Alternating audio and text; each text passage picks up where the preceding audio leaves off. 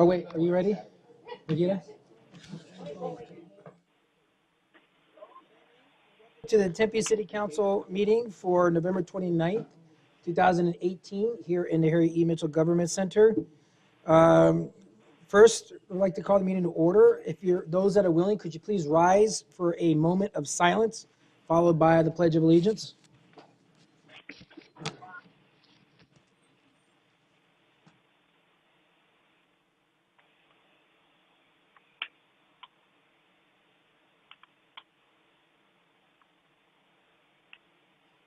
Flag of the United States of America, and to the republic for which it stands, one nation, under God, indivisible, with liberty and justice for all.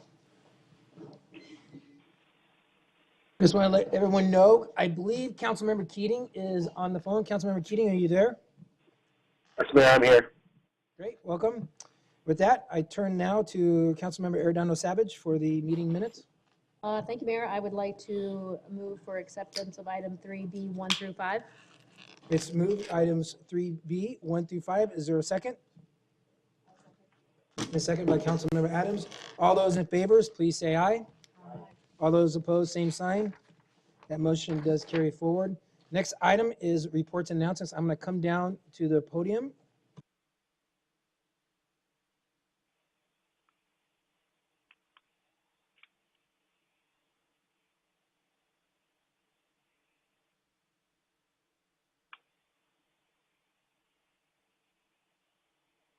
All right, this is pretty exciting considering we just, kept the Territorial Cup here in Tempe. I think that's something that's really bad. But hey, how many times can we say we're national champions? So I just want to know if Coach English, if you could come down, and the women of the ASU's triathlon team, as well as the rest of the council, we'd like you guys to come up here for a quick photo. I'm going to read a proclamation for you guys. So, in case you don't know, no, women, you guys come up, come on. I know you guys refer to yourself now as the national champions. We got wind of the women's triathlon team winning the national championship for not one, but for 3 years in a row. And we wanted to make sure that we gave them special recognition for such a great honor. And these women spent hours training for a 750-meter swim, a 20,000-mile bike ride, and end. Wait, hang on 1 second. I would like to get in that picture, so hang on. And end with a 5K run. And did you know that this is actually humanly possible to do this, but these women did it, and it's awesome. And Hannah is here today, and she did the triathlon in 1 hour and 53 seconds. Where's Hannah? Oh, my God. Wow. Now, the only triathlon I ever did was a 1/100th of an Ironman, and it kicked my butt. But we do have an Ironman amongst the council and Mr. Granville. So, which one? That's you. Oh yeah, that's me. Thank you. And let me tell you, I know you guys didn't wear bicycle helmets, but we had to get out of the water and jump on a bike. And let me tell you, it kicked Joel. It kicked our butts, I think. You still the champion, except when we got out off the bike, we hit the ground because the way the bike riding was. But anyways, it was good. And with that, I'd like to read a proclamation that says, whereas the Sun Devils women's triathlon team have won the USA Triathlon Women's Collegiate National Championship for the 3rd year in a row, and not only has the team had 3 consecutive successful years, but it should be noted that it has been the first 3 years of any team's establishment. And whereas the city of Tempe and Tempe Town Lake has been host to the national championship for the last 2 years, and over those past 2 years, the Sun Devils women triathletes have swept the podium for 1st, 2nd, and 3rd places, with a team member, Hannah Henry, an exceptional triathlon athlete, taking the individual national championship for 2 years in a row. And whereas the team's head coach, Cliff English, has been named the Collegiate Triathlon Coaches Association Coach of the Year for 2 years in a row, and the city of Tempe is proud of the Sun Devil women's triathlon team for their determination, teamwork, and relentless efforts towards their goals. They want to recognize them as role models for the great city of Tempe and our community. Now therefore, I, Mark Mitchell, Mayor Tempe, Arizona, do hereby declare as November 29th, ASU's Women's Collegiate National Championships Day in Tempe, Arizona. All right.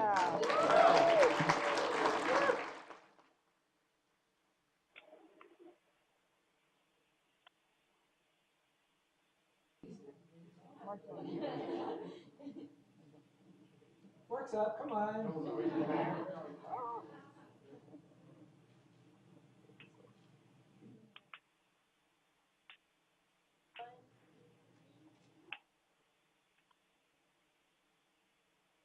All right. Congratulations. Yeah, good job. Thank you, guys. Congratulations. Awesome.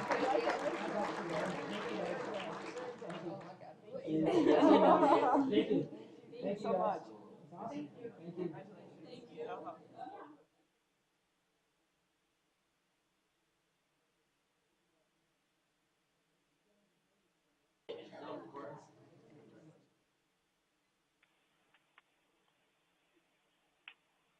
All right. I can refer to some of my friends as wide right in the audience. I'm not gonna mention who those people are, but maybe some people understand what I just mentioned, but a little wide right and a field goal. Anyways. Next, I'd like to call down Chad, Ryan, Ambika, Hunter, Robbie, and Sean, if you could please all come down for our Community Services Development Department. This team of folks have really worked together very hard to develop the Tempe character areas. And I know as a council and our residents, we really appreciate everything that you've done for this. They worked really hard for our character areas. And if you didn't know what character areas are, please take time to visit and explore your neighborhoods and designated area. This team has received statewide recognition for their work on Character Area 3, which has encompassed over 5,000 contributions of public input. We worked really hard to ask our residents to be engaged and provide feedback because this is what makes the best outcome by engaging our residents and our stakeholders. It's not the easiest of processes, but I think folks can attest that it's something that it needs to be done and we're better for it. So thank you all for your dedication to the value of the product that was produced, a true reflection of the character in the downtown Rio Salado ASU area. And with that, I have a proclamation that says where Community Development Department Planning Division is charged with developing plans that can help manage change in a way that provides better choices for how people live, work, and play. And whereas the Planning Division has extensive experience working with the community and stakeholders in developing city character area plans, which are important plans that convey the vision and goals of areas throughout the city to establish placemaking principles. And the American Planning Association Arizona chapter awarded the City of Tempe Planning Division first place, not quite national plans, but first place, in the category of the ordinance, policy, and plan for their hard work on Character Area 3 that encompasses downtown, the Tempe Rio Salado, ASU, and the Northwest neighborhood. And in developing Character Area 3 plan, staff has conducted thorough research and outreach and received over 5,000 contributions, as I mentioned, throughout the public participation process. And we recognize the valuable commitment and dedication of our staff throughout our development of this Character Area plan. And Character Area 3 will live as a comprehensive and cohesive vision for the future of this dynamic area, and we recognize the valuable commitment and dedication of our staff through the development of the Character Area Plan. Now, therefore, I, Mark Mitchell, Mayor of Arizona, Tempe, Arizona, do hereby declare the Community Development Department Planning Division is recognized for their expertise and appreciated for the dedication and support to future development in Tempe. And that's it. Thank you.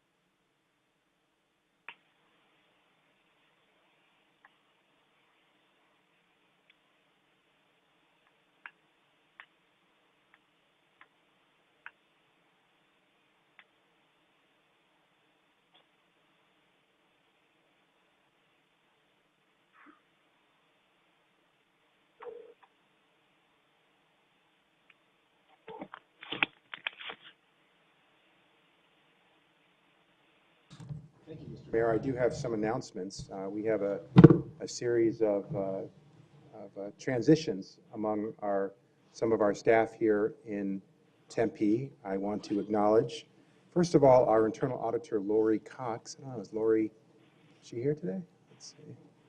Typically, yes, but perhaps not today.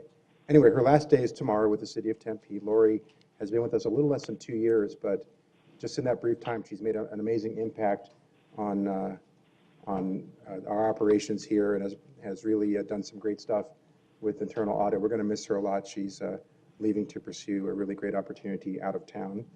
Also, I wanted to mention that Lorinda Bush from our Public Works Department, after 25 years of service to Tempe, including service right here in City Hall, in the city manager's office several years ago, is retiring. Her last day is December 3rd. And I know Shelley is here, Shelley Hearn. We won't have another council meeting before her actual retirement day, which is December 14th, but Shelley's here with, I want to say nearly, but if you include temporary or contract service with the city of Tempe, it's well over 30 years of service. Most recently, for the past 5+ years, as our community services director.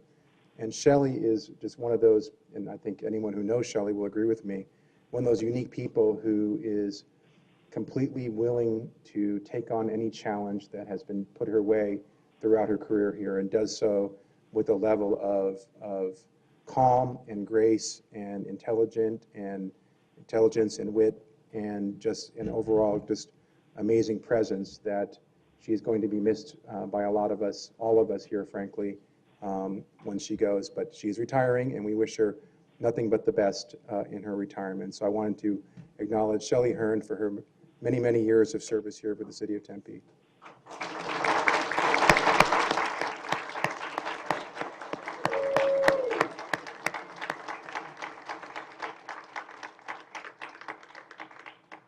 Thank you very much, Shelley. And if there is a upside to Shelley's retirement, it is that we have the opportunity to promote or to hire someone in the position of director of the Community Services Department. And this week, we were very pleased to announce that longtime City of Tempe employee in Community Services, Keith Burke, has accepted that promotion. 25+ years of service with the City of Tempe. And as he pointed out during his interview process, the only place he has ever worked is the City of Tempe, in terms of drawing a salary at least. And you know, it is incredibly gratifying from my position as city manager to see people who are able to work within this organization to grow a career, to make a career out of service to this great city, and to achieve levels of promotion and opportunity that are befitting of their skill set and befitting of their great character and their willingness to take on those challenges. And certainly Keith Burke fits all of those to a T. So we are very excited to know that not only that Shelley left the department in great hands, but that we're handing off that department to someone of the caliber of a Keith Burke, who is also here tonight. And we also want to congratulate Keith on this promotion.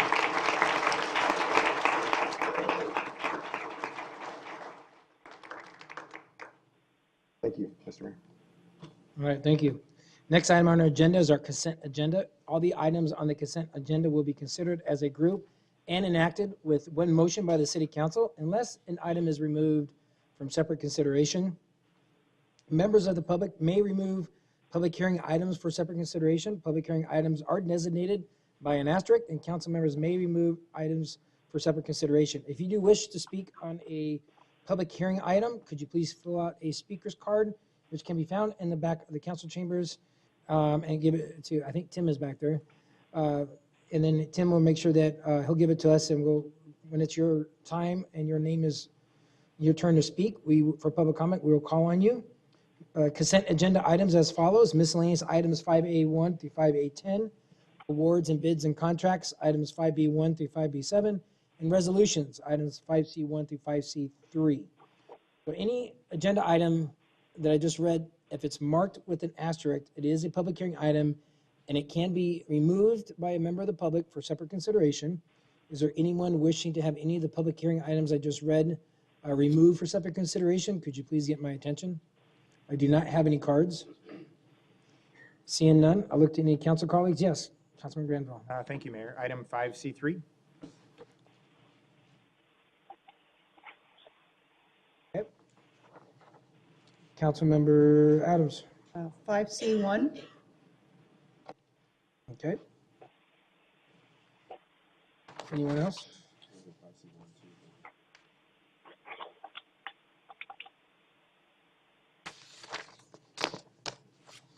Seeing none, with that being said, is there a motion to approve the consent agenda as read with the exception of items 5C1 and 5C3? I'll second. It's been moved by Councilmember Aaron Savage, seconded by Councilmember Adams. Please vote. Councilmember Keating. Aye. That motion passes 7-0. Next is item 5C1, which is to adopt a resolution authorizing the city council to approve and the mayor to execute the Rio Salado and Beach Park Master Plan. Councilmember Adams. Yes, I know that we're talking about adding a pool in that area, and I just want to make sure that we do not remove the consideration for the Clark pool as a result. I think they're two separate areas, and both, in my opinion, need pools. Thank you.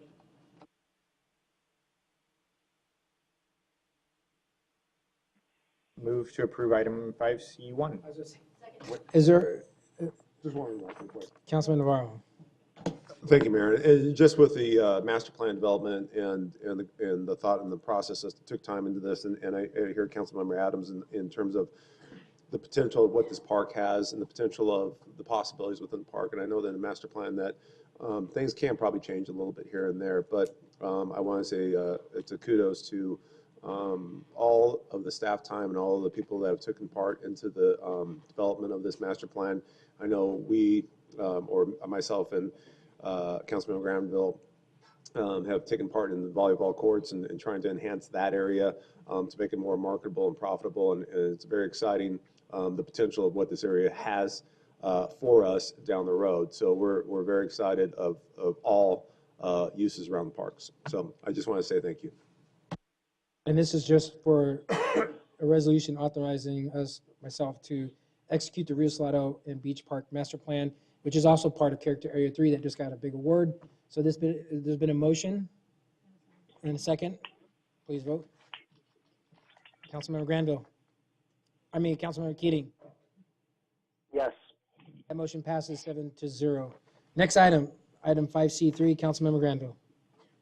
Thank you, Mayor. I just wanted to quickly thank Alex Smith, who's been chatting with me for all day and going back farther on this. Just as a brief understanding of what this is, about 9 months or a year ago, we had a vote on replotting this from education to mixed-use education, so commercial development could happen. At the time, I voted no on that because I wanted the police and fire side of it to be taken care of. I feel pretty comfortable with this now, and let me just explain why I feel comfortable with it. And this is all me basically recounting many explanations that Alex has patiently had with me from our city staff. But I know there's a lot of people that are concerned that we're sort of giving something away. I have a pretty comfortable feeling that we're not. And I'll just give you an example. So let's say that, that the cost of policing and firing, public safety, for the stadium district were $100 was our overall cost. About 90 of those dollars come from sales tax. We're getting all of that money under this deal. The remaining $10 comes from property taxes. We're getting about 5 of those $10 in this deal, 5.5 of those $10 in that deal. So what that means is 95 of those $100 that we need to spend to do policing and firing, police and fire, I just verbed it. I verbed it. Police and fire for this area, we're getting reimbursed by ASU. If this was used for educational purposes, we would get none of that. But yet if there was a fire, we would still show up. And if there was a serious crime, we would still show up. And so, they say in politics, if you get, half of what you want, call it a win. In this case, I think it's fair to say we got 95% of what I wanted. And so 95% isn't 100%. But it's certainly not giving away the farm. It's certainly not a bad deal for Tempe. And so I feel comfortable with this.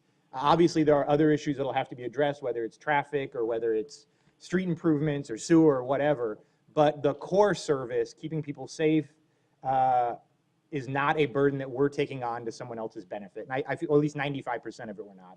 So I feel comfortable voting yes on this now.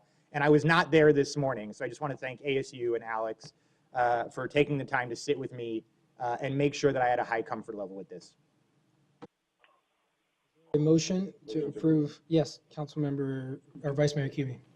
I would say it's more, I mean, you say 95% of cost recovery, but it's a lot more than cost recovery. It's the expanded revenue because, you know, we're not getting the property tax, as you mentioned, but we're getting over half of that, but we're getting TPT tax and bed tax and lease taxes. And so we're looking at more than cost recovery that, let's say, for instance, that $3.6 million of costs over the term for police and fire.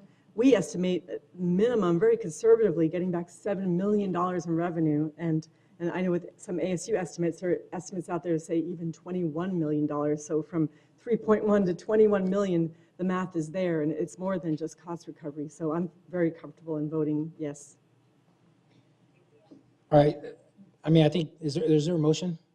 It's been motioned by Councilman Navarro, seconded by Councilmember Arredondo Savage, but before we vote, I just want to, it's bigger than that. It's not about the money, it's about the partnership, the relationship with Arizona State University, and really taking the development that we have in our community that's going to really benefit not only the Arizona State University, but also our residents and the quality of life of our city. So I want to thank ASU for the partnership. And with that, I call for the vote. Please vote.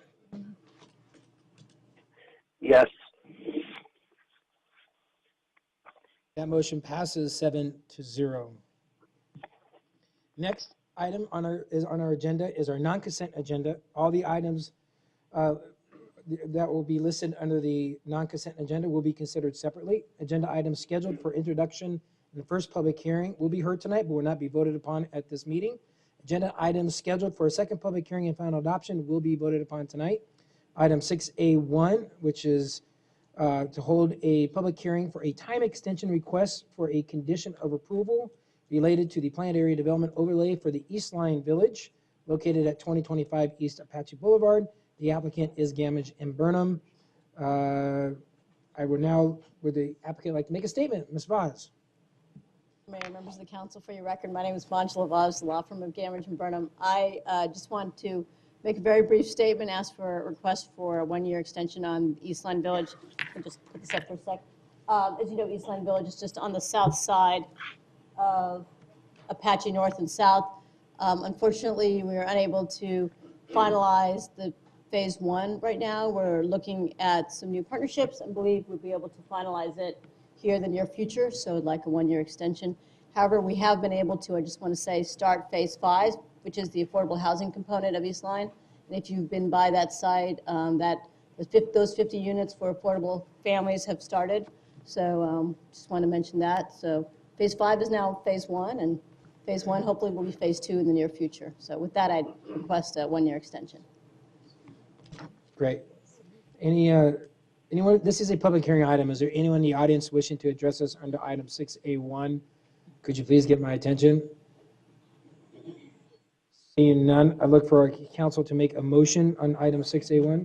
Councilmember, okay, will you still make a motion? You got a question? Ms. Vaz, just a quick question.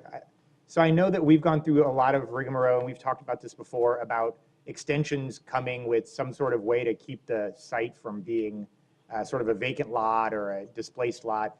Can you talk a little bit about what might happen between now and the next year? Assuming you don't submit, assuming that you do submit, just because, you know, one of the things that we've had historically, and we're right next to the old Long Long site, which has been the old Long Long site now for so long that nobody even remembers it's the old Long Long site anymore. It's probably 18 years and counting. So can you talk about what, you know, this is looking like so that, you know, in 18 years we're not talking about a vacant lot or whatever? Yeah, Mr. Mayor, Councilman Granville, thank you. Yes, as we discussed, but if we aren't able to complete this in a year, then we will certainly go back and talk to the planning department about certainly the options we have under the list that the council passed. And we can certainly explore, and we've talked about maybe we could do a farmer's market or try to activate that site. Right now, it's a little boarded up and some buildings that need to be demolished, but we are certainly working to do that in the next year. And so on the vacant site, we can talk about how to activate it. I think also once the new development is there for the affordable, for the families. We can also talk about maybe there's some activation that we can do on the south side, whether it relates to, parking, or, not parking, but like a park or some sort of basketball court as we used to have down here, or something that I think will help activate that area. So it's something that we're considering. So I don't anticipate being back here. And then if you build in a year, then it's all a moot And point in my it's mind, great, right? yes. Okay, thank you. Okay, is there a motion on item 6A1? Councilman Arredondo Savage, seconded by Councilmember Adams. Please vote. So for clarification, you're going to approve the With a time extension with condition for 1 year. 1 year or September 22nd? That's what staff is recommending in the staff report? So whatever you would like.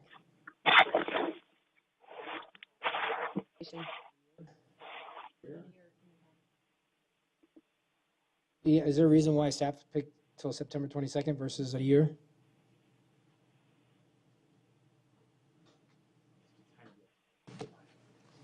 Mayor, members of the council, I think that's relating to the correlation that the applicant was asking for the condition to be modified to be 3 years. So it's been 2 years. The third year from the original council approval date would have been September 22nd.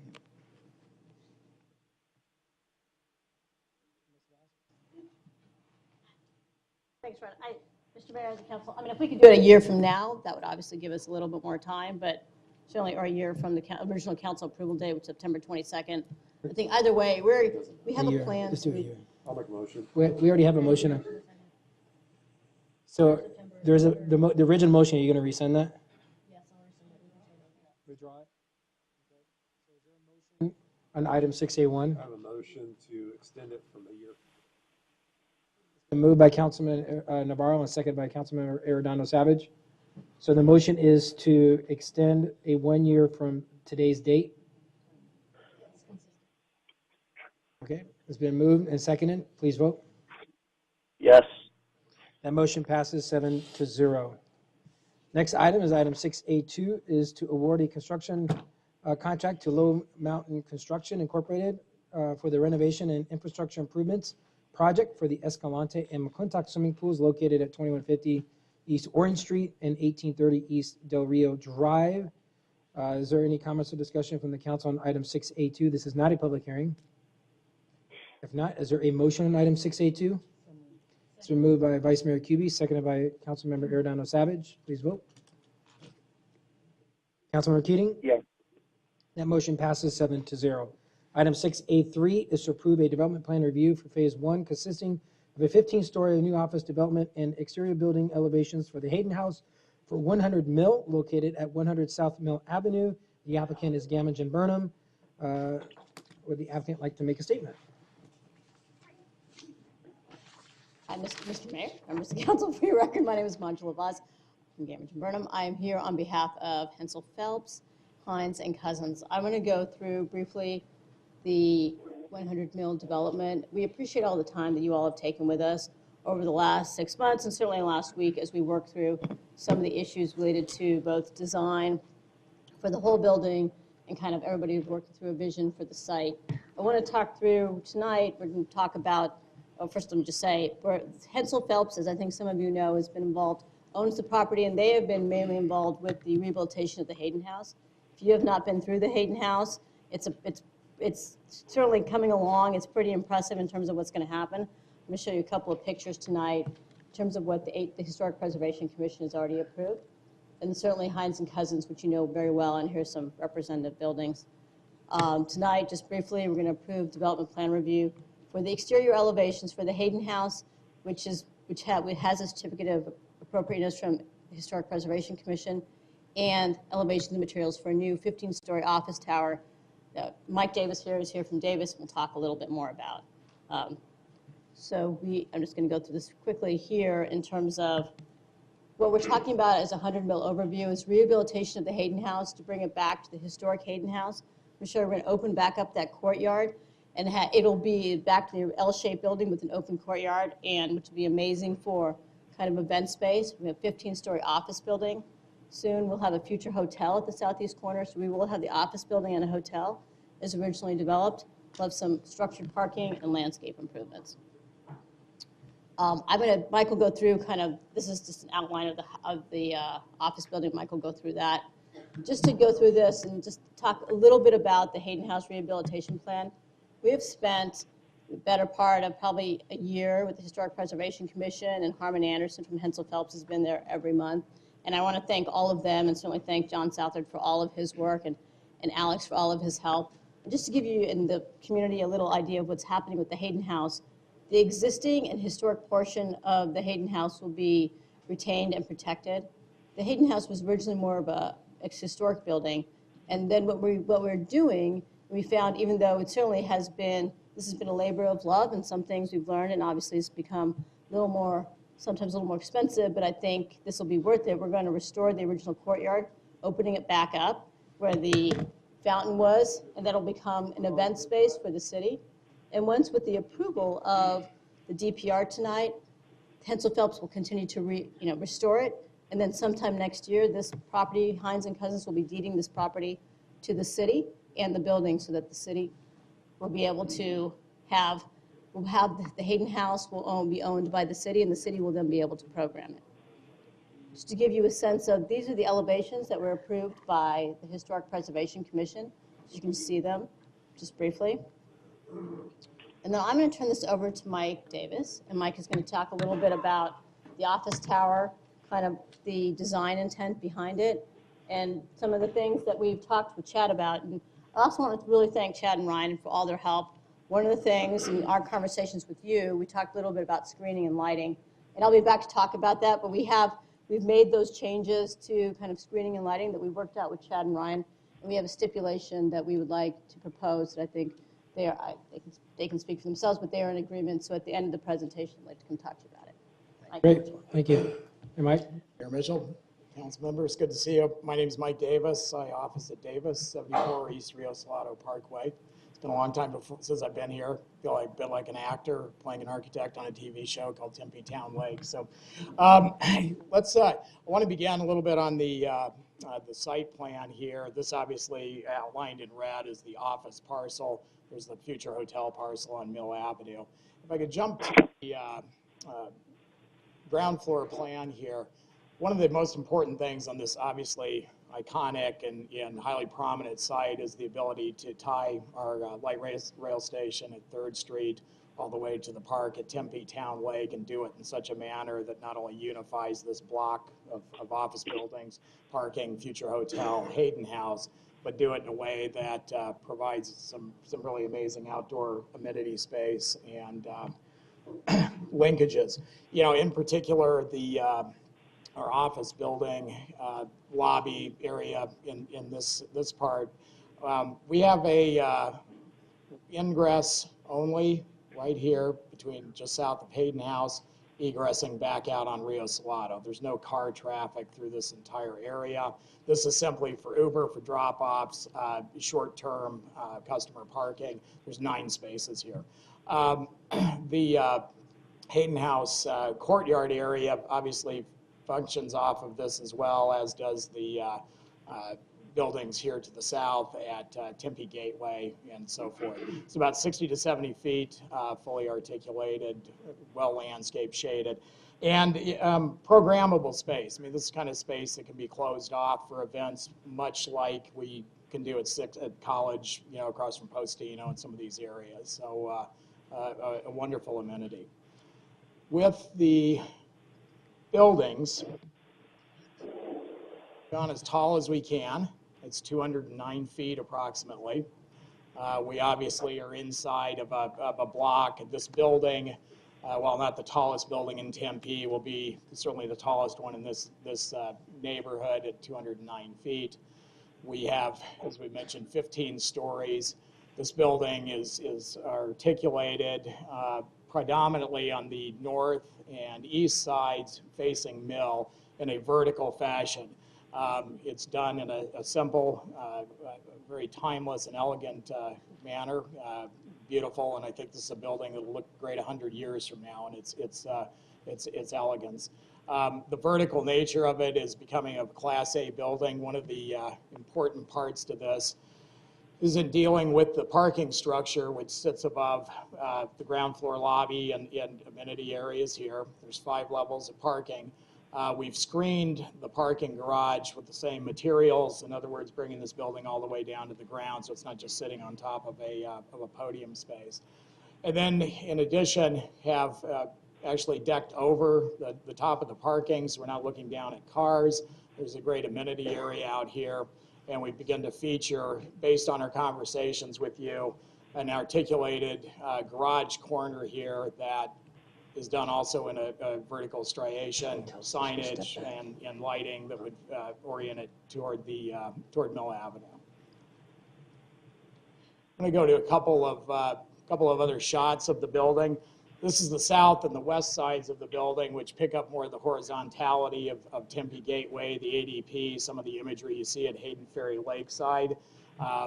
Also, again, the garage deck area. Speak again about this in a minute, but this is the pedestrian throughway and gathering area, building lobby and entry and retail off of this area on the side. Future hotel over here. This, of course, would be the Hayden House and its courtyard behind. Large high space and a great place to gather as well as pass. I'm going to come back to this in a second. I want to just in terms of locating this on the horizon, there's the building here, and again, it's location not to be missed. Main gateway into downtown. On the parking garage, what we're proposing to do is use a vertical striated fin material, obviously to really more enclose the space and give it a greater sense of a unified whole with the building itself. We've oriented signage back toward Mill Avenue here, and we're returning this back another 40 feet in this case. And what we're proposing to do, because we're going to end up screening the rest of this, first of all, let me just say the garage is fully screened. There's no light access. There's metal paneled up to 38 inches on all garage floors. But this garage will eventually be screened by the hotel to the east side. And we'll speak to the specific request if that hotel is not built 1 year after the C of O for this building. We'll screen the rest of the east side.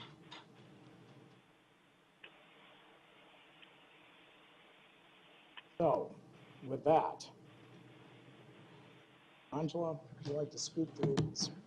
Yeah, I just want to, we can talk more about design. Working with Chad and with Ryan and with talking to all of you, here's I don't know if Chad wants to talk to it, but anyway, so Chad, do you want to talk to my stipulation?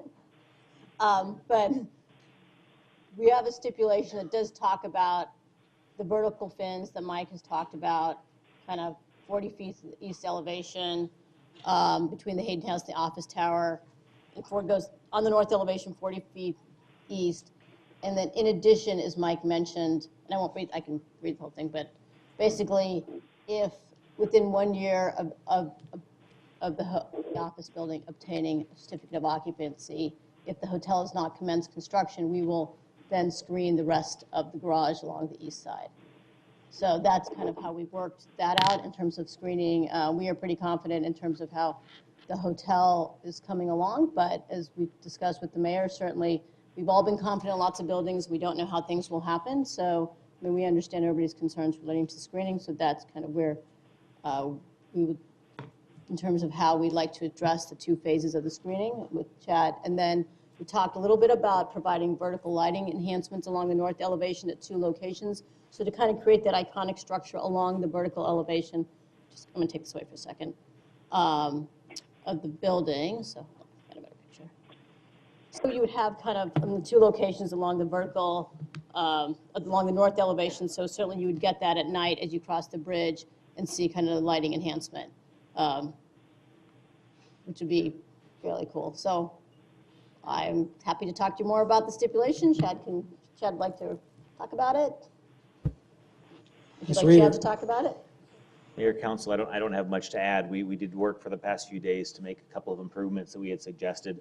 I think we've got a good solution here that addresses a few of our concerns, and we're happy to recommend approval of the building. It'll be an asset to downtown, so.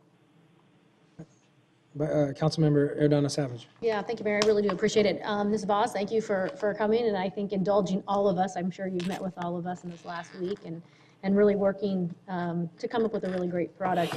First, I just want to say thank you so much for the work on the Hayden House.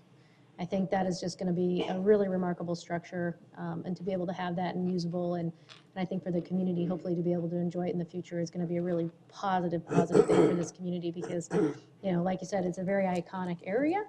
And then that kind of leads me to the next piece, you know, twofold in regards to, you've heard it before, but I just want to make sure we get it for the record, is I think you did a great job with the building. I think it's a quality building. It's a Class A building. I don't think we're going to have a hard time getting the tenants that we need. I think it's going to be pretty solid when it comes to that. But the one thing that I continue to look at, and I'm hopeful with these new stipulations that you're putting in here, that we can really look at the iconicness of this building, because for us, it's one thing, I think that, you know, I know this council and councils before us had talked about this being the gateway to the city of Tempe, and how important it was to make sure that we have iconic structures that really symbolize is not only character area 3, but the vision of Tempe. So as you look at it from, you know, catty corner, you got Hayden Ferry that have some really unique structures that are really nice, and we don't expect everything to be built like that. That's not at all what I meant. But something that really symbolizes and lets people know where they are. I think that's really, really important. So I'm hopeful as you guys move forward and you work through it that you come up with a really iconic features, whether it's through lighting or through some fins or whatever it may be, because you know, truly, there is nothing. It is almost on the lake. I know it's not, but technically it is, because I'm going to guess that the Tempe Beach Park, they'll never be developed. And I'm hopeful that it'll always stay that way. So when you're coming across Mill Avenue, that's going to be one of the first things that you see. So I'm hoping everybody will be able to see it, recognize it, and know that they're downtown Tempe. So I really hope and look forward to the work to come before this. And I appreciate all of you guys that were there and indulged and probably listened to some of those negative comments. And it wasn't at all about you or the partnerships. And I am really thrilled that you want to be part of Tempe. And I know we've got great solid relationships in the past. I just want to make sure that it's the best building that we can possibly have for Tempe. So thank you for that. Mayor, Councilmember Erdana Savage, we appreciate your comments. And we appreciate your comments before and everybody's comments, and we've tried to respond to them. Councilmember Granville. Yeah, I'd say the same thing. I think that so just right across the building, right? Welcome to the city of Tempe. No, just kidding. But it will probably be one of the most, outside of the mill and a few other places, just because of the proximity to the park and the line of sight, it will likely be one of the most photographed, at least in the background, cities or buildings in the state of Arizona, I would guess. At least most Instagrammed, probably. But I do want to just thank you really just quickly. You know, we've had, I don't even know how many meetings now, half a dozen at least about this. And I think every one of those started off with me saying, I don't want to talk until the Hayden House is done. I don't want to talk about the buildings. I don't want to talk about anything until I see construction on the Hayden House. And I was very happy that at our last meeting, your response was, are you free tomorrow morning? And I did get to go and tour the Hayden House, and it's coming along beautifully. It is everything I could have ever hoped. And so, you know, it's because of the restoration and the work done on the Hayden House that I was happy to look at all this. I'm happy to vote on it. I'm happy to move forward. Because in my mind, that was always the first step towards the second discussion about the buildings. I do want to mention one thing. I already know the answer, but I know we'll get the question if I don't say it. We got a lot of feedback for a while about the reflections on the State Farm building in the morning. Can you just talk about what you guys are doing with this building to make sure that those same issues don't happen, given that there's a large surface sort of facing east? So I will just answer to Mr. Mayor, Councilman Granville. You know, since the State Farm building has gone up, I mean, the city planning department has very specific reflectivity values and guidelines that must be met. And so we have... Which they met too, by the way, right? It's not that they were under... No, but they've changed them. Right. Right. So that's, I guess, but that's what I meant. Like, those reflectivity guidelines have changed. And yes, and so now we meet the new ones. And we're also, obviously, like every building's a different position of the sun, we're not near the lake, and there's other things, but we have been working with Chad and Ryan about that issue. Obviously, we're all sensitive to that issue. So we feel pretty confident in our ability related to that. And that's equally true for you, Mr. Weaver? Yes, we will make sure we address that in a specific way, but the standard is better, so. Thank you very Should help. much. I just want to thank you, Ms. Vaz, and your clients for the willingness to work with us, as has been stated. And throughout the meetings we've had, how important the entryway to our community is, and actually all the entry points. We've talked about this. I know Councilman Navarro and I have looked at all different entryways, from the east, the west, and the south into our city, of how those are gateways into our community. This being one of the most prominent ones because it's in downtown, it's across from Hayden Flour Mill, Hayden Ferry Lakeside, and Tempe Beach Park, and it will be one of the top photographed entrances, if you will, to our city that you will see on all different social media outlets. And it is important. So I really want to thank you, and I appreciate you. Within a year, if nothing's under construction on the hotel piece, that something will happen aesthetically with the garage. That is very important. And then I just want to thank you again for having the willingness to work with us, our staff, the council, because it's the more collaboration. I mean, you looked how many 5,000 plus. We've got comments on the character area 3, as I mentioned before this meeting, how important that is to get the feedback. And we only have one shot to get some of the stuff right. And that's why it's so important. So I want to thank Mike Davis for your help with this as well. So thank you. And with that, I look for a motion. Oh, Vice Mayor. Wait, one other thing. The Hayden House. I can't tell you how important that is. I think you already know that. Thank you for your work with that. It's going to be put to good use. The People's House, really, because it's going to be a great asset to our community. Yeah, and Mr. Mayor, if I could just, before the Vice Mayor, and I certainly think some of you have met Harmon Anderson with Hensel Phelps, and it's been a labor of love for him. And also, I just want to say, and I know he's in the State of the City, but also Reggie McKay. So for those of you who have not met him, he's the Adobe guy, and he's doing an amazing job. And it's certainly, a labor of love for, and certainly Councilman Graham will probably tell you about, he can tell you about all the bricks, each brick, and all the dirt in it. So, sorry, Vice Mayor. Vice Mayor.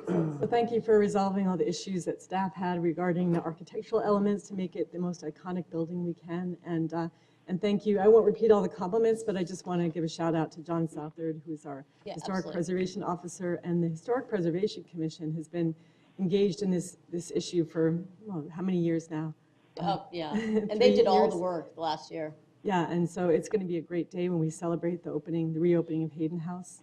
Big public celebration. I'm looking forward to that. And so thank you for taking the historic preservation aspect so seriously as you have. Thank you. All right, with that, is there a motion on item 6A3? It's been moved by Councilmember Adams, seconded by Councilmember. It's my new stipulation 19. So is there, repeat the motion, the stipulation 19? Microphone. Eventually, I'll learn that. Yes, so I move with stipulation 19 added to it. It's been moved by Councilmember Adams, seconded by Councilmember Arredondo Savage. If there's any comments, please vote. Councilmember Keating? Yes. The motion passes 7-0. Thank you all for your time. I'll get you the language. Oh, we do need to get a written copy Yes, I'm going to give it to you right now. of the stipulation to our city clerk. Thank you. Of course. Thank you. Next item, 6A4, is to award a 2-year contract with 3 one-year renewal options for the Somerset Landscape LLC for the landscape maintenance services for streets and rights-of-way. Is there any comments or discussion? If not, is there a motion? It's been moved by Councilman Arredondo Savage, seconded by Councilman Navarro. Please vote. Yes. That motion passes 7-0. The next section on the non-consent agenda is our ordinance and items for introduction and first hearing. These items will be read and introduced tonight. No votes will be taken. The second hearings and votes for these items are scheduled for December 20th, 2018. Ordinance and items for introduction and first hearing. Item 6B1 is the introduction and hold a first public hearing to adopt an ordinance authorizing an amended and restated underground right-of-way easement for electrical power supply purposes on certain city rights-of-way located within Rio Salado Parkway and First Street between Farmer Avenue and Marina Heights, and authorizing the city engineer or her designee to execute such easement and related documents. The second and final public hearing is scheduled for December 20th, 2018. This is a public hearing item. Is there anyone in the audience wishing to address this? Could you please get my attention? Seeing none, close that portion. Any comments from the council? Next item, or is the last item under this section, is 6B2, is to introduce and hold the first public hearing to adopt an ordinance and for a zoning map amendment for a new overlay district and accompanying zoning and development code text amendment to establish a development standards for the Arizona State University Athletic Facilities District Planning Area on approximately 276 acres. The applicant is Gamage and Burnham. The second and final public hearing is scheduled for December 20th, 2018. This is a public hearing item, but first, would the applicant like to make a statement? Yeah. Ms. Vaz? Mr. Mayor, members of council, for your record, again, Angela Vaz, law firm of Gamage and Burnham. I am here tonight on behalf of Catellus, who's a master developer, and of Arizona State University. I am going to go through a very brief presentation on the Novus Innovation Corridor, talk a little bit about the text amendment that we have actually, all of us, been talking about for the last several years, and as Councilmember Granville discussed, we originally did the zoning for the MUED portion of the Stadium District probably about a year and a half ago. We have been moving forward, working with Chad and Ryan over there, in terms of kind of design guidelines and planning and development standards.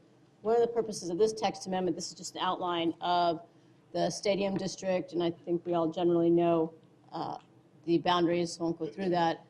But before we get there, one of the things that we talked about, and I think Councilmember Donna Savage talked about, is we want to talk about neighborhoods, what types of uses you would see, what type of densities you would see, where would you see those densities. So this text amendment does break it up. We have neighborhoods. We talk about how we were going to make the rural corridor kind of our urban density, where the corporate campuses would go, offices. So that's what this is really about, development standards. And then we do have design guidelines that are not part of this, but are referenced as part of this, that both the city and ASU and Novus use as we have projects progress through it. Just a very brief timeline of what has been happening in terms of the history of the text amendment. City Council approved it again, as I mentioned, July 27th, 2017. We've had a neighborhood meeting on April 3rd, 2018. We've been to the JRC, and now we had a brief presentation in front of the DRC. Now we're coming to, this is our first hearing, we're back again in December. So just talk briefly about our neighborhoods. We have 4 neighborhoods within Novus, the University and Rural neighborhood, on the south side. We have Real Slaughter and Rural, so you can kind of see where urban density exists along in kind of that rural corridor. The Real Slaughter Creative Office Park, as you head towards McClintock, and again, the McClintock Lakeshore area. And you can kind of see just in terms of where we perceive office, retail, hotel. And again, this will change. This is a 20-year neighborhood. This will change for ASU, but this is kind of where as we move forward. In terms of the text amendment then outlines how much each neighborhood, what the gross site area is, what we perceive to be the developable area, open space, and again, how many units you will see within each area. So basically, these blocks that you see here are then broken down kind of in units, and then we kind of have a total maximum allowable density. And those, based on those allowable densities, we've done master infrastructure plans, master street planning, and then traffic plans. So that's, again, like, you know, just like you get to plan a city, we're going to plan Novus within a city. Again, it's the overlay. And then these, and I just want to show you briefly, we have these design standards that ASU has implemented. We've been sharing them with the JRC, and we've been sharing them with the staff. Just want to talk through them very briefly. Although first, I think this is what you saw maybe a year ago in terms of kind of the block of what we see developing in each of these neighborhoods. And now what we're doing is projects are getting approved. We're actually putting the project, so you can see here, kind of the hotel and the office buildings and the parking garage are approved. But as these projects are approved through the JRC, you'll see this change from the block here to what they've been approved in terms of design. So so we're planning to do a SketchUp model, so you can see through SketchUp Novus develop. And we've done this through the JRC. Through JRC, you can see kind of what they're implementing. Again, this is both in terms of ASU and then how ASU and ISTV 7 and then the Novus corridor interact with each other. And then these are just some of the projects that have come through. This is the first office building that has been approved through the JRC. This is the first multifamily building that's been approved through the JRC. You can see the amount of retail and different materials that have been approved. And then this is a hotel that has been approved that's going to be just across the street from Wells Fargo Arena. So just give you a sense of the kind of projects that have gone through. And then this is really the design standards, but I can answer any questions. Happy to go through more. Councilman Granville. Thank you, Mayor. So again, I appreciate you working with me and Angela. You know, we were talking till probably 11 o'clock at night last night. I feel bad for you billing ASU for that time, but that's the way it goes. And again, this is another one where I was a little skeptical at first, but I'm getting there now that I understand how the whole process with the JRC works and how the appeals work and how all of it works. The one thing I'd ask you to maybe chat with staff with between now and when we vote on this is, right now there isn't a really great way for council to be in the loop on what's happening. So let's take the buildings that you just showed us that have already gone through the JRC. In a perfect world, I would have sort of known about it, thought about it, and while I don't have a role on the JRC, I certainly might show up to the meeting. I might, as a council member, choose to appeal the ruling of the JRC the same way a resident could or a developer could. But right now, a lot of the things, because they go first to the JRC, and that could be the end of it, we're in a situation now where I wouldn't even necessarily know what I don't know unless I was actively pulling agendas and looking at them myself on a proactive basis as a council member. And so the thing I'd ask you to work with staff with between now and the next meeting is seeing if you could put something into this in a formalized way so that when that 15-day notice comes out, council members are a part of that 15-day notice so that we get whatever packet the JRC gets just as a matter of policy so that, you know, a building doesn't, because I mean, here's the way it could go, right? It could go that it goes to the JRC. I don't know because I don't troll the JRC. And 6 months later, a building breaks ground somewhere in the stadium district. And some resident says, why did this building get built? And I go, I don't know. What building? They're like, the building that you guys approved. And I'm like, well, the JRC approved it, and that's not me, and nobody appealed it. And they go, well, you didn't know? And I'm like, well, no, I don't troll the JRC for fun. I got better things to do with my life. And so if there's a way just to include council in that 15-day notice process as part of the official requirements of notice, that would be helpful because then at least we're sort of roughly in the loop. And if we see something that sort of shocks the conscience, we can go and talk to staff before the JRC meeting and say, look, I don't feel super comfortable with this. And I just want to let you guys know and keep you in the loop on that. Because right now, these are buildings that, you know, honestly, we wouldn't necessarily see. You mean, can I just ask you, Mr. Mayor, Councilman Yes. Granville, are you talking about my neighborhood notification process? So when you Okay, do the yeah. neighborhood notification and you yes. send out, you know, and there's a packet of information, yes. just as part of the requirement, so you post the sign, you do the notification, and then you forward to staff to forward to council the sort of packet that you give to the JRC. And that way we're getting ongoing updates. So at the very least, we're not seeing a building for the first time when it opens. Yes, happy to. Thank you. I agree with Colby's request on that. It'd be nice to see them as they're coming No, forward. happy to see him. Yeah, no, we're super excited about the building, so we'd be happy to, I'm happy to send you the projects. Okay, great, thank you. Anybody else? Yes. Councilmember Arizona. Right, I mean, I think we all have to just say thank you, Ms. Voss, for your work, for the team at ASU, and I think for the city team too, because this has kind of been a long time coming. Something that we've all been working on for a long time. I know we've had meetings, we've sat down, we've talked about, you know, different guidelines and standards, and so it's really kind of exciting to see this actually come to fruition and be before us today. And I don't disagree. I mean, any way that we could be kept in the loop would be really nice because I think, you know, Councilmember Granville's right. We get questioned a lot. And I think one of the biggest things that we can always work to improve when it comes to our big community partners is communication. So I think whatever that looks like, I'm not saying that's the best method, but just to kind of keep everybody in the loop so we're all on the same page and we're all saying the same thing, to me is one of the best things I think that we can do, the best service that we can give to our community too moving forward. And then one thing that you referenced a couple times, and I know I brought it up to you a few times, and to ASU is about being a little bit more transparent with those design standards that we've talked about over the while. And I know there's like a Novus design standard book or whatever it may be. But I was wondering if we could possibly utilize that in, I know this is a first read, for the second read, just as an exhibit. So if people want to see it just for transparency, that they would kind of be able to reference it someplace and understand kind of what some of those minimum standards or expectations are now, even though I know that's probably a living, breathing document.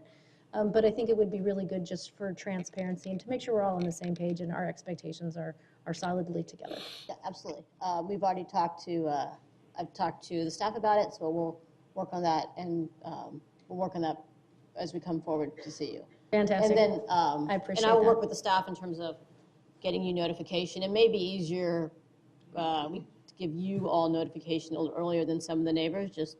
Well, and I think though too, because Chad, we have our ongoing development list, which is really great and very active, and maybe there's some way they can work together. I mean, anybody can go online and see those things, which, in as much detail as they want, right? So I don't know what that looks like, but I'm open to just whatever it takes to keep us all on the same page. Well, we'll talk to you about it. Fantastic. Great. Thank you. Thanks. Next item, because this is only the first introduction.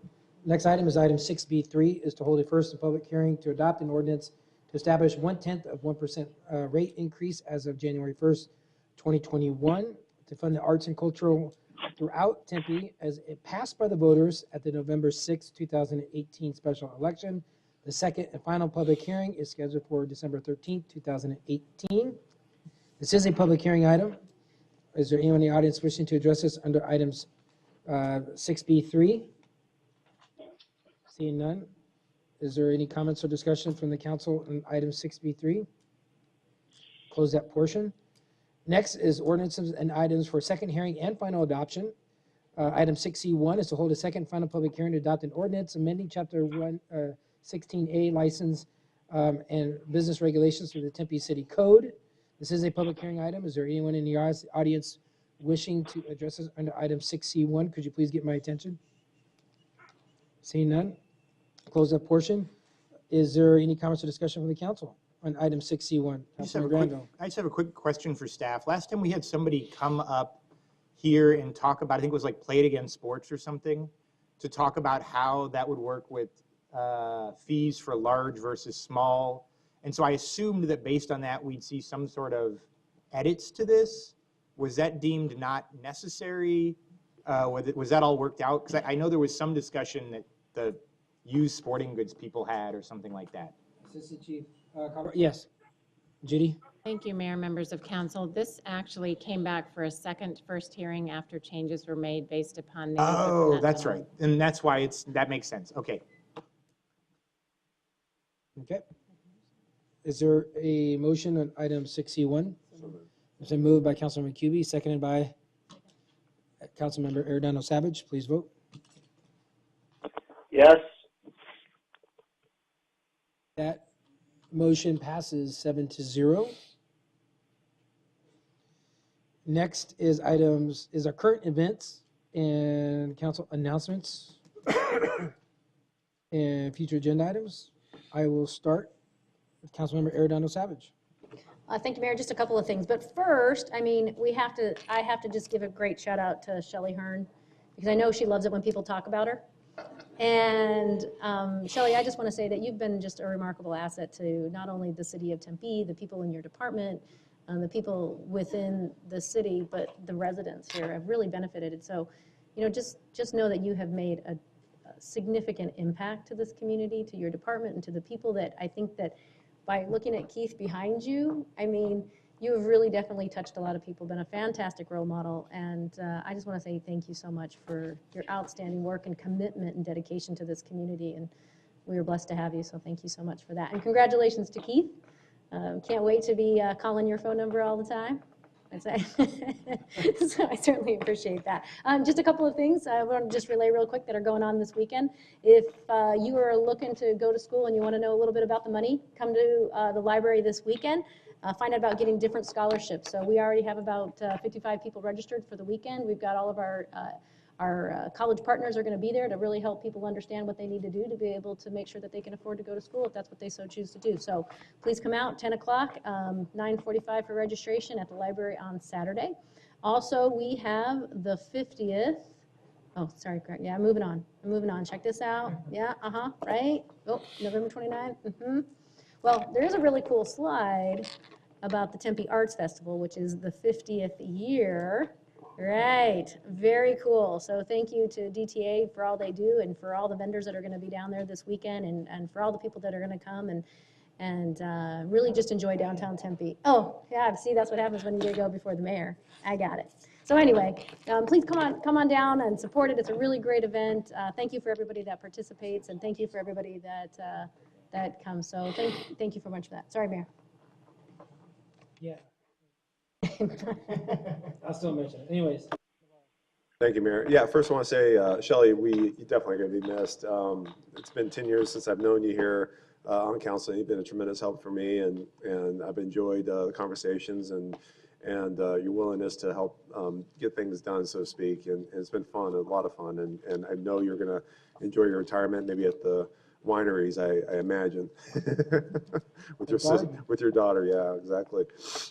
Keith, congratulations. Awesome. I think it's gonna be great, and look forward to working with you also too. So it's great that we're really having staff really kind of mold. And Keith, obviously growing up in the city and being part of Tempe and the community from California. So this is great, and I appreciate it. I just want to share a couple of announcements. We have the free stocking stuffers for the youth, or for Tempe Youth Pass parents that have kids 6 to 8 that can ride the bus. You can actually get a stocking stuffer for a youth pass. I'm sorry?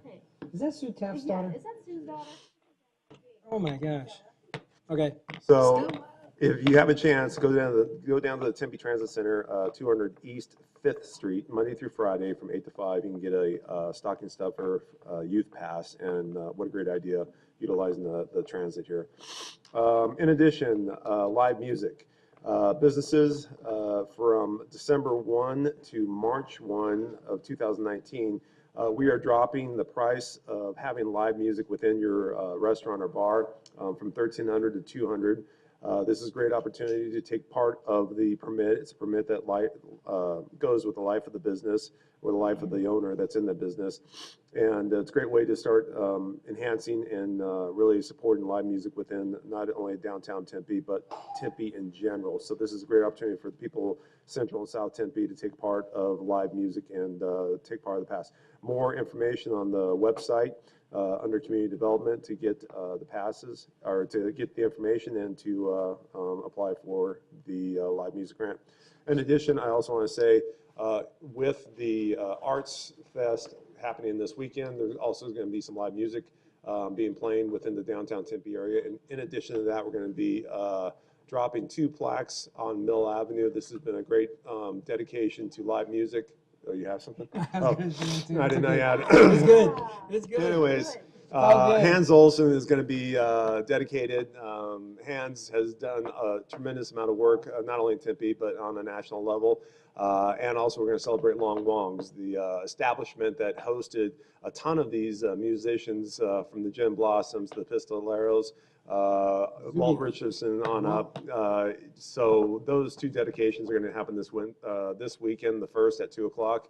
I'd like to have a lot of people. I'm sure there's going to be a lot of people out there, but it's going to be a great time. And come on out and support. Thanks, Mayor. Vice Mayor. Thank you, Mr. Mayor. So first off, yes, Tempe Equal Pay. So we have salary negotiation workshops. This is the fulcrum of our Tempe Equal Pay program, and we offer young women and men the opportunity to learn how to negotiate a salary and to learn about the pitfalls of negotiating salaries. And we do this a lot by volunteers in the community that have come forward and been trained in the ways of presenting this information. It's an amazing benefit for anyone who lives, works, or plays in Tempe. So I urge you to sign up for the workshops. And then I also want to give my personal statement about Shelley Hearn, because Shelley, I've known you from my days on the Tempe Community Council and saw your leadership then, and then was able to witness firsthand all that you've done for the community. And it seems that access to the arts has been such an important part of your work here and your passion, and we'll forever be grateful for your leadership and in the fight for equity and social justice across our city. So thank you so much. And I can think of no one better to replace you than Keith Burke. Keith, can't wait to work with you. You've been such a great staff member and someone who's always willing and open to discuss any matter of issues. And I think you're just an amazing replacement for the irreplaceable Shelley Hearn. So thank you very much. Councilman Granville. I have slide envy. I didn't realize today was like a slideshow. First I just want to mention, although I don't have a slide for it, that illumination is going on right now. The mayor and I went to the ribbon cutting, a week or two ago. It is the Guinness World Record holder for the most programmed light in the United States ever. So it's a pretty impressive thing to see if you're looking for something to do, and you pay by the car. So, you know, drag a whole bunch of kids with you, I guess, and put them in the minivan. It's interesting. It was an interesting thing to see. So many lights. And Shelley, I do want to just embarrass you with a brief story. You know, we get lots of emails, and typically 99% of those, you know, the entire response is, thank you for emailing. I'll have someone respond to you, and someone is CC'd on that email on staff, whether it's our council aide or someone else, and it all just sort of magically gets discussed in the background. And you did something once that in 6 years I'd never had happen before, is you got CC'd on one because a resident had a complaint about something that the library, how the library was working with something. I don't even exactly remember what it was. And the usual method would have been to sort of respond and say, thank you for your feedback. It's, you know, here, you know, some sort of brief, non-committal, we'll look into it response that makes a person feel heard but doesn't generate a lot of work. And what you did instead was something so far and above and beyond, it had always stuck with me, is you actually reached out to that person to make sure you understood what their interest was in the library, and then you had that organized into sort of a proposal based on their interest, and you brought it to our library commission and had our library commission give it, you know, our citizen review board, give it a full and fair hearing, and they ultimately decided that it wasn't a good idea, but they had good reasons why it wasn't a good idea. And so then you contacted the resident and you CC'd me on it. And, you know, I think that's the gold standard we would hope every email response got. But, you know, I'll take 20%. And it was just, it really showed the level of customer service that was just so outstanding. And it's just always stuck with me that you took someone's idea and gave it a full and fair hearing. And you know, some of them move on and some don't. And no one could ask more than just to be heard. And I just really, it's always stuck with me. And Keith, where are you? We'll expect the same from you. But at the very least, you're inheriting a thicker folder than Shelley did. So you'll have a resource you can rely on, I'm sure, for a long, long time. Councilmember Adams. Yes, I have several announcements, including a slide, I believe, or several slides. See, it's slideshow day. It is slideshow day. There you go. Okay, so this is Shop Local this holiday season. Try out our Tempe's 6th Street Market each Sunday from 10 a.m. to 3 p.m. And I've attended. It's very informative, and I bought a lot of Christmas presents already by attending. Surrounding Tempe Hall, it's transformed with coffee, treats, paintings, quilts, and produce for sale. About 100 vendors participate in sales to boost our economy. So this is really important, and there's a lot of vendors down there. I had no idea until I attended. So I'd really encourage you to go to attend those and check it out. And then also, Tempe is going green by planting trees. Tempe has partnered with SRP's The Right Tree, Right Place program, which begins December 3rd. The program removes hazardous trees that encroach on power lines. For each tree removed, SRP will plant 3 trees in the city's right-of-ways. The trees that are removed are chipped and used for compost in this Tempe's organic program. So I really am helpful and thankful that SRP is helping us. That's what I meant to say the first time with this program. Also, I will be attending the Arts Festival tomorrow, and I'm excited to do that. And it will be, I encourage everyone to come out and attend. And lastly, I worked with Shelley Hearn for over 30 years, including the beginning stages of 311. And I just really wish you the best. You've done so much for the community and for our residents and for the library and community services. And I'm just really, I'm really thankful for everything you did for us. So thank you, Shelley. And Keith Burke, you have big shoes to fill, but I know you can do it. I worked with you for 25 years, and I know the kind of person you are, the kind of leader you are, and I'm looking forward to working in the future with you. Thank you.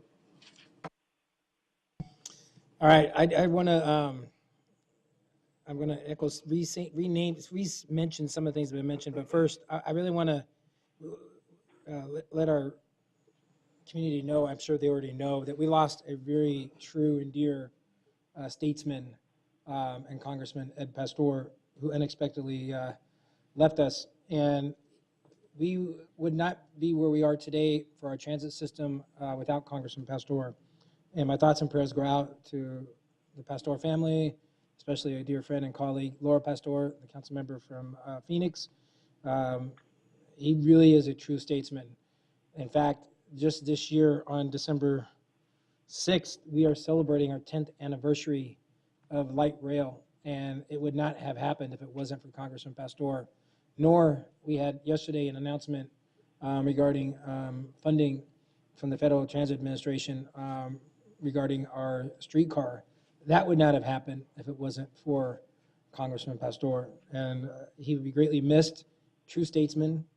I also want to thank our staff for a great partnership with Ironman that happened last weekend. It was a great turnout, great event, as well as our staff, along with the Kiwanis Club of Tempe and the DTA for the Fantasy of Lights Parade. It was a great event. We must have had at least 45,000 plus people there for the annual tree lighting. It was great to see everyone there. I do want to welcome back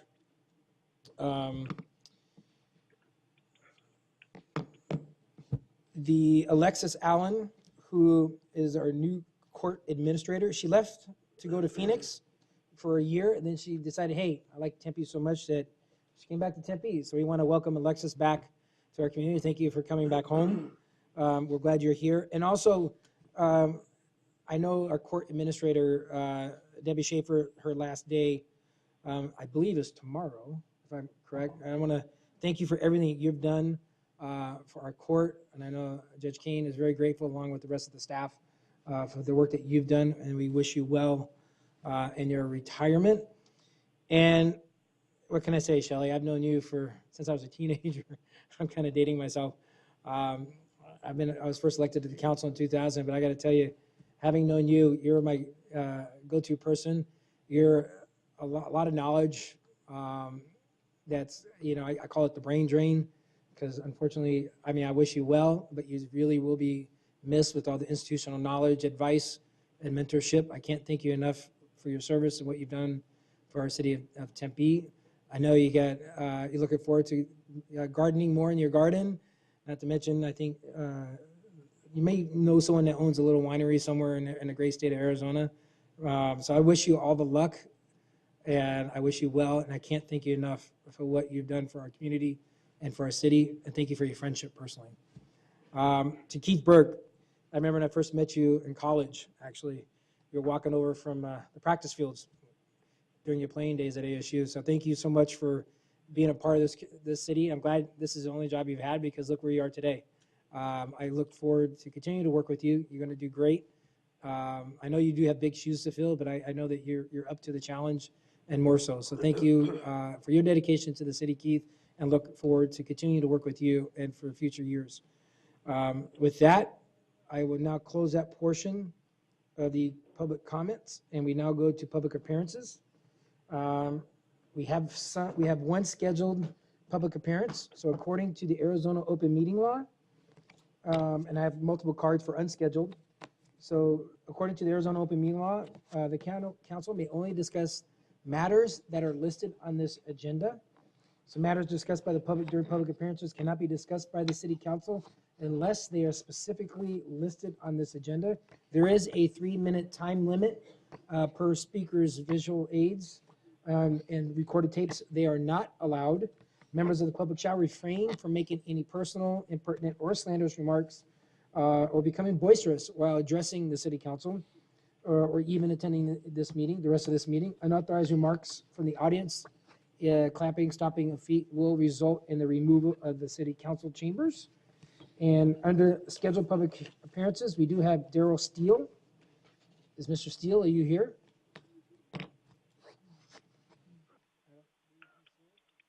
So next, I have Mr. Edwin, we have Edwin Lambert. Edwin?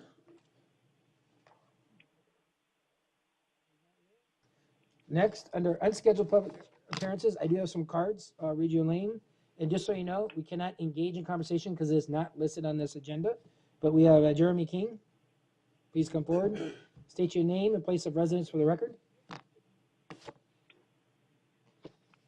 And you have up to 3 minutes. A microphone anywhere? Is it right there? Yep, it's working. We hear you. Good evening. My name is Jeremy King. I'm a resident of Tempe. Thanks for taking a few minutes or at least listening. And so the reason I wanted to stand up is actually some of my fellow neighbors are here with me. In our Tempe apartment complex in August, some new investment group came in and bought it. TidesEquities.com that has bought a lot of properties in Phoenix recently, up to about $150 million. So that makes the city happy, right? Except that ever since August, they turned off the hot water. Again, there has been no hot water in our unit since August. No lawyer will take it. No judge will see it.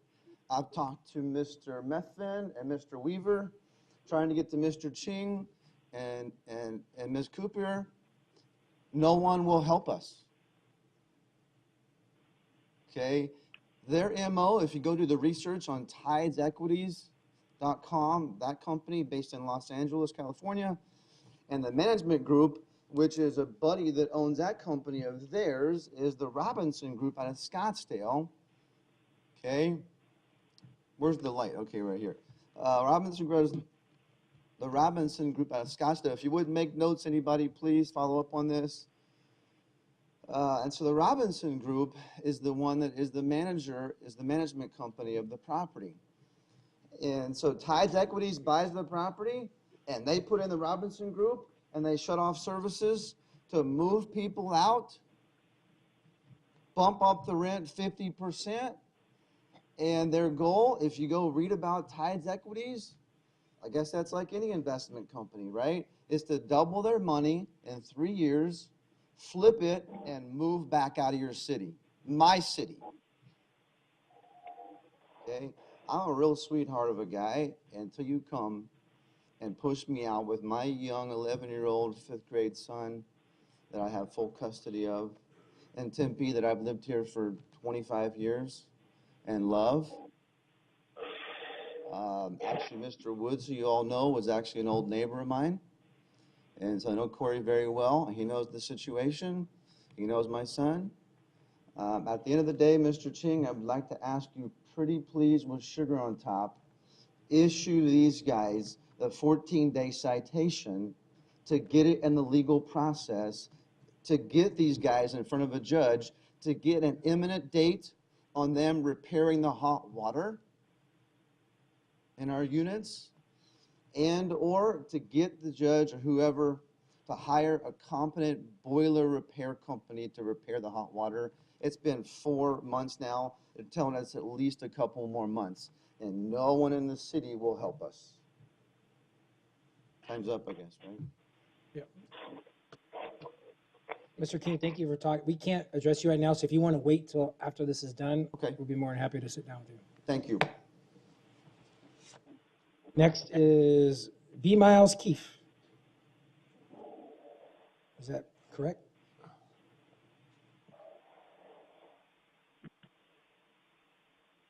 Thank you for seeing us today.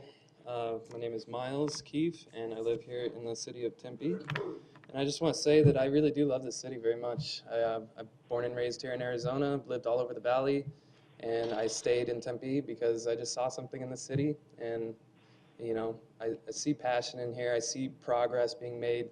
I think it's beautiful, and you know, I wanted to keep it that way. But the main issue we're having is I'm here again with Jeremy over Tides Equity, and these apartments, they bought multiple other apartments, not just in the valley, but here in Tempe as well. And the problem is they are just being completely unreasonable with the way they're handling the situation. I don't think that they've done anything as far as intentionally turning the water off to drive people out, but I think the people who bought this admitted on television that they knew about the problem before they bought it. And then none of the residents even got a response about it until 2 months later after they purchased the property, even though they've been going without water for, you know, a month prior. And we've had residents that have lived there for 20 years, 10 years. They have never, ever seen this happen, ever. All of a sudden, this new company comes in, just a plethora of problems from the get-go. And they're jacking up the rent by 40%, I mean, almost immediately. They're not giving any other people options. They're saying, if you don't like it, you can just break your lease, pay the penalties, and leave.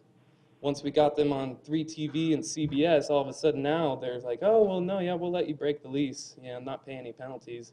But they're being selective about who they're doing that to. Some of the people who have already tried to get the ball rolling on this, basically, you know, light a fire under their butt, they're getting evicted, even still. And I think it's wrong, because if we want this city to grow, we need to start supporting working class people, because we're the life and blood of this city. We're the ones that keep it going. And driving people out by jacking up the rent 40%, that's just ridiculous. And on top of that, there has been no reimbursement at all for the 4 months that the water has been off. If you don't pay the rent or you don't pay the full rent, they're still going to evict you. And we have looked into the company, and it's showing a pattern of behavior. Anytime you look into Robinson Group or any of the properties they've managed or any of the ones that Tides Equity has owned, it's been the same issue. So I really ask you to please, please do not let this just get swept under the rug. There are people whose lives are being affected right now. And we ask you to do something about it, please. Thank you, Miles. Next, I believe, is Jen. I just have one, if that's correct. My name is Jen. I'm also a resident of Tempe, and I'm here with these other two, also a resident at the Tides on Mill apartment complex. I'm here to also say that what they've said is true. We've been without hot water for months. Whenever we try to get an update, we're told, oh, it'll be fixed, it'll be fixed. We haven't really given a timeline of when it's going to be fixed throughout this entire process. And I just think it's dragged out way too long. You know, we've all tried to do as much as we can to try to get them to actually just fix the problem. And I just think it's really important to hold them to account and to make sure that it stops here, because they're buying up a lot of properties in Tempe. I need to break my lease because I can't live without hot water anymore. And, you know, looking for other apartments, I had to be really careful because they just bought a property across the street. They own other properties in the city. And I feel like it'll just be the same kind of treatment. You know, a lot of places out there, they're buying up and they're managing.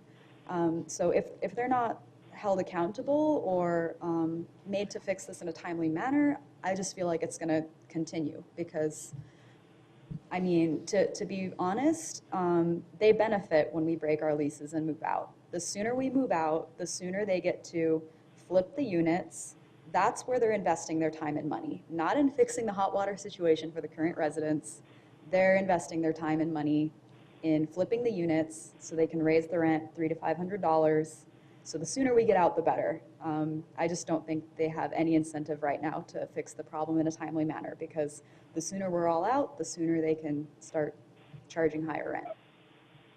Thank you for your time. Thank you. Next, Alberto Guzman.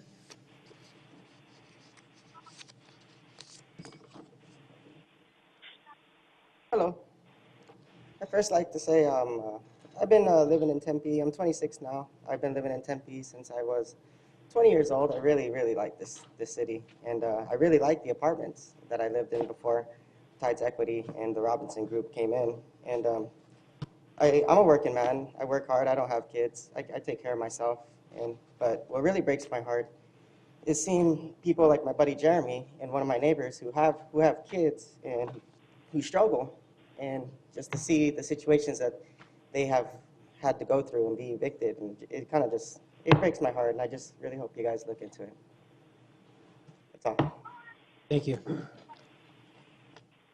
That's all the cards I have for under unscheduled public appearances. Is there anyone else in the audience wishing to address us under unscheduled public appearances? Could you please get my attention? Seeing none, I'll close that portion of the public hearing. And I do want to wish everyone a happy holiday season. I know we have another meeting on the 28th of December. We are adjourned. If you guys could stick around, that'd be great. Thank you. You're adjourned.